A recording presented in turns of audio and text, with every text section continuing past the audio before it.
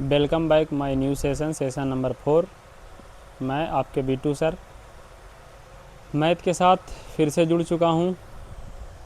आज का क्लास हमारा रहेगा जी 3.2 क्लास 10th, जिसमें मैं आपको बताने वाला हूं कि A1/A2, B1/B2 और C1/C2 की तुलना करके दो चर वाले रैखिक समीकरण का कितने हल होते हैं, कौन कौन हल होते हैं और प्रतिच्छेदी होते हैं, संपाती होते हैं, समांतर होते हैं, कि संगत होते हैं, क्या संगत होते हैं, इस चीज़ को मैं आज समझाने वाला हूँ।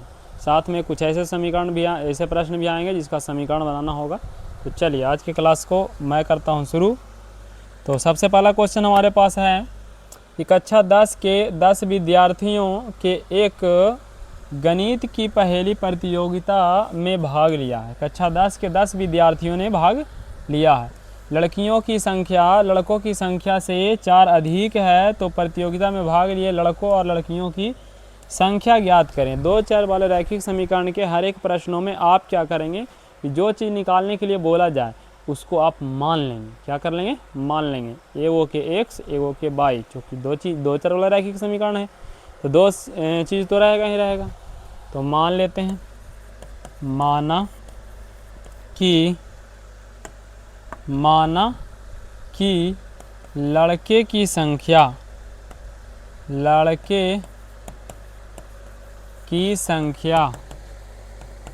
x है तथा लड़कियों की संख्या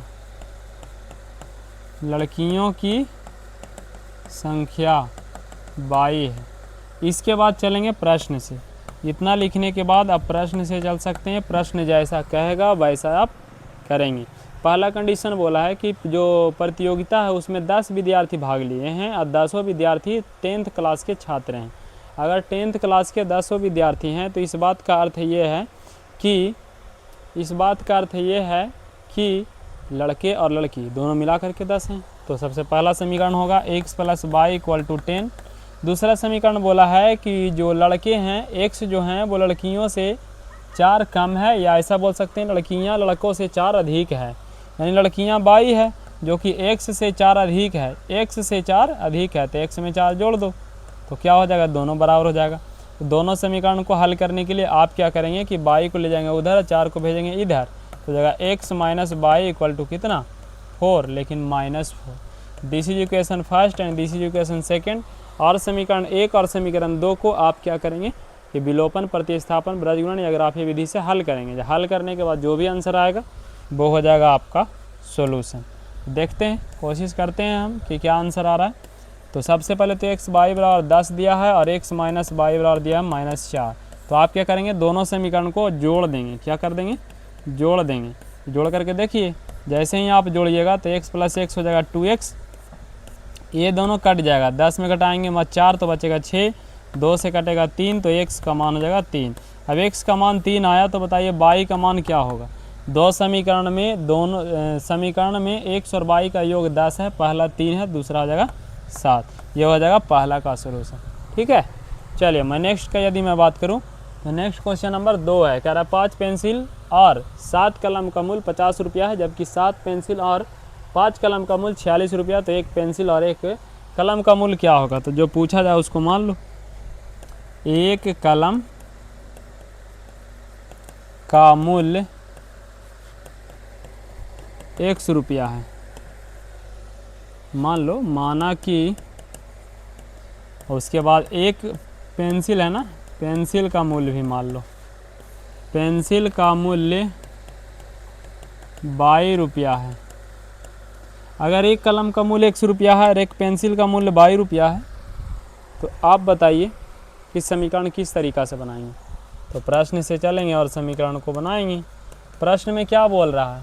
5 पेंसिल और 7 कलम। 5 पेंसिल और 7 कलम। पेंसिल के लिए y, कलम के लिए x, तो हो जाएगा 7x अब प्लस कितना y, 5y = कितना रुपया?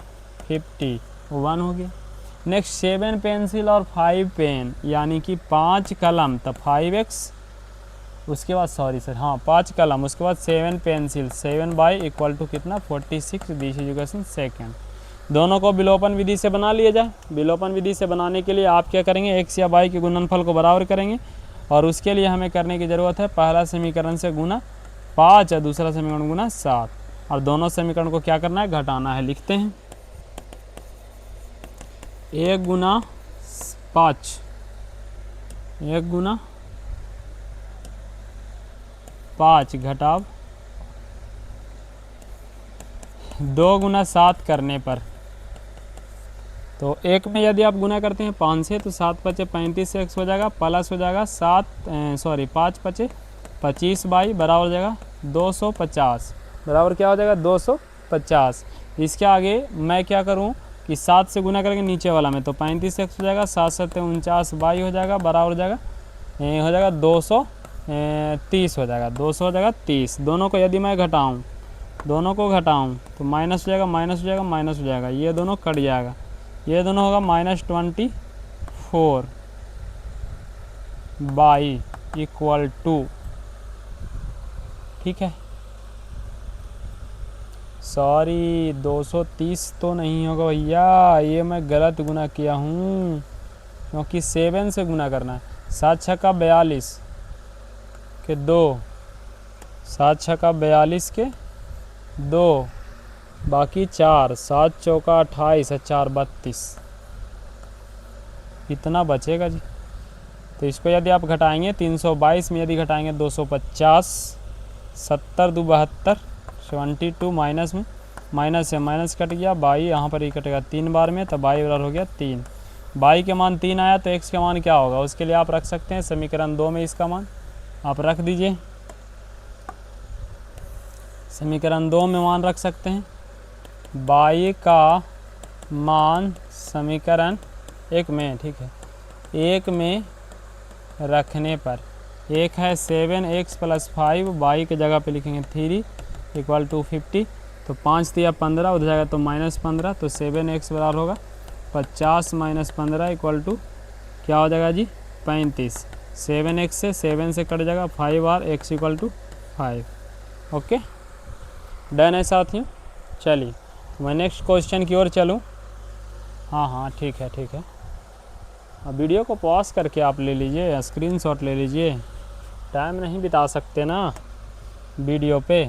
चलिए तो मैं आगे चलता हूँ। नेक्स्ट करा अनुपात A1 A2 B1 B2 C1 C2 की तुलना करके जांच कीजिए कि, हाँ इसी का मैं बात कर रहा था कि किस तरीक़ा से इसका सॉल्यूशन किया जाएगा, कैसे हम पता करेंगे कि हल प्रतिच्छेदी होगा, संपाती होगा कि समांतर होगा। चलिए मैं कोशिश करता हूँ, इसको बताता हूँ कि किस तरीक़ा से हल किया जाए। लड़कियों का फेवरेट कलर गुलाबी। चलिए तो 5x है, 4y है और 8 है। सबसे पहले तो समीकरण 1 और समीकरण 2 मान लो, उसके बाद A1 B1 C1 निकाल लो। A1 का मान A1 का मान पहला समीकरण से ना आएगा तो 5 हो जाएगा, यहाँ हो जाएगा -4, यहाँ हो जाएगा 8, ये आ जाएगा दूसरा समीकरण से A2 B2 और C2, A2 B2 और C2। A2 का मान 7, ये वाला हो गया 6 और ये वाला हो जाएगा -9। चलिए अभी दोनों को आराम से क्या करेंगे, हल करेंगे। हमें चेक करना है प्रतिच्छेदी, समांतर या संपाती, तो उसके लिए सबसे पहले क्या करते हैं, A1 बाई A2 को तुलना करते हैं B1 बाई B2 से। अगर ये दोनों बराबर आ जाए तो आगे भी चेक करेंगे C1 बाई C2 से। अगर ये दोनों बराबर नहीं आए तो आगे चेक करने की ज़रूरत नहीं है, पहला होगा प्रतिच्छेदी और एक हल। चलिए A1 by A2 equal to B1 by B2, 5/7 बराबर -4/6। चूँकि ये प्लस में है ये माइनस में है इसलिए बराबर नहीं होगा। जब A1 बाई A2 बराबर नहीं होगा तो इसका हल प्रतिच्छेदी होगा, प्रतिच्छेदी होगा। इसी तरीक़ा से आप सेम क्वेश्चन को बनाएंगे। ऐसे तो यहाँ मैं समझ सकता हूँ 9 गुना 2 18 है, 3 गुना 2 6 है, ये दोनों तो बराबर है, लेकिन 12 गुना 2 24 होगा। 24 है बिल्कुल है। तो जब बराबर है 9/18, 3/6 और 12/24 जब बराबर है तो कहीं ना कहीं 1/2 यहाँ भी आएगा, 1/2 यहाँ भी आएगा और 1/2 यहाँ भी आएगा। तीनों बराबर है तो इसका होगा अनेक हल। अनेक हल, और अनेक हल में ग्राफ होता है संपाती। ठीक है मेरे साथियों। चल pause the video to be noted down. Video को आप आराम से रोक लें, समझ लें, उसके बाद आगे नोट कर लें। नेक्स्ट आ रहा है कि a1/a2 b1/b2 c1/c2 की तुलना करके ज्ञात कीजिए कि निम्न रैखिक समीकरण के युग में संगत है कि असंगत है। इस बार चेक करना है संगत है कि असंगत है। तो एक हल या अनेक हल की स्थिति में संगत होता है, और जब कोई हल नहीं रहता है तो असंगत होता है। कोई हल नहीं कब होता है? जब a1/a2 बराबर हो b1/b2 का, लेकिन बराबर नहीं हो c1/c2। चलिए तो मैं देखता हूँ चेक करके कि इसका सॉल्यूशन क्या होने वाला है।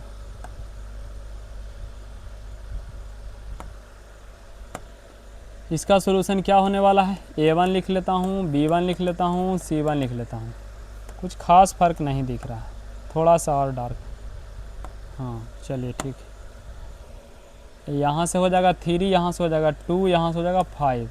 a2 लिख लेता हूँ, b2 लिख लेता हूँ और c2 लिख लेता हूँ। 2 हो जाएगा, -3 हो जाएगा और 7 हो जाएगा। चलिए अब क्या करता हूँ कि a1/a2 और b1/b2 से चेक करता हूँ। a1/a2 बराबर b1/b2, ये हो जाएगा 3, हो जाएगा 2, ये हो जाएगा 2, ये हो जाएगा -3। यहाँ से पता चल जाता है ना, ये संख्या प्लस में ये संख्या माइनस में, ये दोनों बराबर नहीं हो सकता। जब बराबर नहीं है तो एक हल में प्रतिच्छेदी, हल निकाल रहा है तो संगत। आंसर क्या होगा? संगत। ओके, इसको आप चेक कर लीजिएगा, पक्का, प्रॉमिस। चलिए थैंक यू। चेक कर लेंगे तो अच्छी बात है। यहाँ कह रहा है निम्न रैखिक समीकरण युग्मों को निम्नलिखित में से युग्मों में से कौन सा युग्म संगत है, कौन असंगत है। यदि संगत है तो ग्राफीय विधि से हल करें। तो सबसे पहले तो हम चेक करते हैं संगत है कि नहीं। संगत होने के लिए दो कंडीशन है, दोनों को लगा के देखते हैं। a1/a2 बराबर है b1/b2, आता है कि नहीं? आया तो नहीं आया तो हाँ। 1 a1 a2 2 और b1 1 b2 2, ये दोनों तो बराबर आ गया जी। आगे चेक करना पड़ेगा c1/c2 को। c1 5 c2 10, कहीं ना कहीं ये भी कट के 1/2 हो रहा है। तीनों बराबर है, तीनों बराबर जब रहता है तो अनेक हल होता है। अनेक हल में संपाती होता है, असंपाती में संगत होता है। असंगत जब है तो हमको ग्राफीय विधि से हल करना पड़ेगा। हालांकि दोनों समीकरण अलग नहीं है, दो अगर कॉमन लेते हैं तो x + y बराबर हो जाएगा 10, 2 से काटेंगे हो जाएगा 5। ये दोनों समीकरण बिल्कुल सेम है। चूँकि सेम समीकरण है इसलिए इसको जब ग्राफ बनाएंगे तो एक ही लाइन हो जाएगा। तो एक ही लाइन होगा तो एक ही ग्राफ बनाइए, दो ग्राफ बनाने की क्या ज़रूरत, सेम लिख दिया जाएगा उसी पे। ऐसे भी संपाती की हर एक स्थिति में ग्राफ जो है वो एक ही होता है। चलिए तो पहले तो बॉक्स बनाते हैं। बॉक्स बनाने के लिए आपको क्या करना होगा? बॉक्स बनाने के लिए आपको करना होगा क्या? आपको करना होगा x + y बराबर 5। बॉक्स यहाँ पे बना लीजिए। एगो में x लिख देंगे, एगो में y लिख देंगे। x के मान रखिए 0 तो y के मान 5, काहे कि दोनों के जोड़ के लाना है 5। इसको रखिए 5 तो इसको 0, काहे कि जोड़ के लाना है 5। ये 0 तो ये 5, ये 5 तो ये 0 हो गया। सिंपल तो आसान था। ये जगह x, ये जगह y। इधर x positive x negative, y positive y negative, -1 -1 1 2 3 4 5 6 7 1 2 3 4 5 6 और 7 1 2 3 4 5 6 6 5 4 3 2 1। इसको बनाने के लिए आप आराम से दिए गए बिंदु को इस दिए गए कार्टेशियन प्लेन में आप दिखा दीजिए। x का मान 0 है, y का मान 5 है, तो y का मान 5 कहाँ पे होगा? यहाँ पे होगा। x का मान 5 है, y का मान 0 है, तो कहाँ से होगा? x का मान 5 यहाँ पे होगा। आराम से 5,0 लिख दीजिए, 0,5 लिख दीजिए। दोनों को सरल रेखा से मिला दीजिए। दोनों को सरल रेखा से क्या कर दिए? मिला दीजिए। नहीं मज़ा आया। थोड़ा हद तक ठीक है। चलिए तो आप क्या करिए कि दोनों को मिलाने के बाद इस पे समीकरण को आप लिख दीजिए। समीकरण क्या था? x + y = 5। This is your solution. चूँकि दोनों समीकरण इसी पे जाएगा तो इसी पे आप लिख सकते हैं। ये इसका 2x + 2y = 10, दोनों सेम समीकरण है। हालांकि 2 से गुना करके लिखी गई है तो ऐसा कोनो खास परिवर्तन उसमें होता नहीं है। तो आपको टेंशन लेने की कोई ज़रूरत नहीं है। चलिए नेक्स्ट क्वेश्चन मैं देखता हूँ, क्वेश्चन नंबर 5। अरे एक आयताकार बाग है, बाग का मतलब होता है बगीचा, जिसकी लंबाई चौड़ाई से 4 मीटर अधिक है। तो अर्ध परिमाप भी दे रखा है 36 मीटर। तो बताइए बाग की विमाएँ क्या हैं। बाग का मतलब होता है बगीचा, आयत के आकार का बगीचा है। तो आप क्या करेंगे, आयत बना लेंगे। आयत बनाने के बाद एक भाग इसमें लंबाई का होगा और एक भाग इसमें चौड़ाई का होगा। चूँकि विमाएँ ज्ञात करना है, मतलब लंबाई ज्ञात करना है और चौड़ाई ज्ञात करना है। जो ज्ञात करना है उसको मान लिया जाए। माना कि बाग की लंबाई, बाग की लंबाई x मीटर, चौड़ाई y मीटर है। अब इसके बाद क्या बोला है कि जिसकी लंबाई चौड़ाई से 4 ज़्यादा है।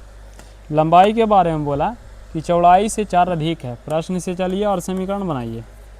लंबाई जो है यानी x जो है वो चौड़ाई से 4 अधिक है, चौड़ाई से 4 ज़्यादा है। चौड़ाई में भी 4 जोड़ दीजिए, दोनों बराबर हो जाएगा। अब इसके बाद आप क्या करेंगे कि y को इधर लाएंगे तो होगा x minus y equal to 4। This is equation first. फिर नेक्स्ट बोला अर्ध परिमाप 36 है। आयत का अर्ध परिमाप होता क्या? अर्ध परिमाप की बात तो बाद में ना होगी, पहले तो आयत के परिमाप की बात होगी। तो आयत का परिमाप होता है 2 इंटू एल प्लस बी, यानी चारों भुजाओं के योग के रूप में चलेगा। तो 2 इंटू एल प्लस बी होता है परिमाप। अर्ध परिमाप पूछा है, 2 से भागा तो 2 ये कट जाएगा। इसका मान दे रखा है 36। लंबाई है x, चौड़ाई है y equal to 36। This is equation second. अब दोनों समीकरण को हल करो, आंसर निकल जाएगा। विलोपन विधि लगा लो। x माइनस वाई के मान है 4 और x प्लस वाई के मान है 36। दोनों को यदि आप जोड़ेंगे तो ये दोनों कटेगा, आंसर आएगा 2x बराबर 40। तो 2 से कटेगा 20, तो x के मान 20। अगर x 20 आया है जिसमें दो संख्या का योग दे रखा है 36, तो आप समझ सकते हैं कि y का मान होगा 16।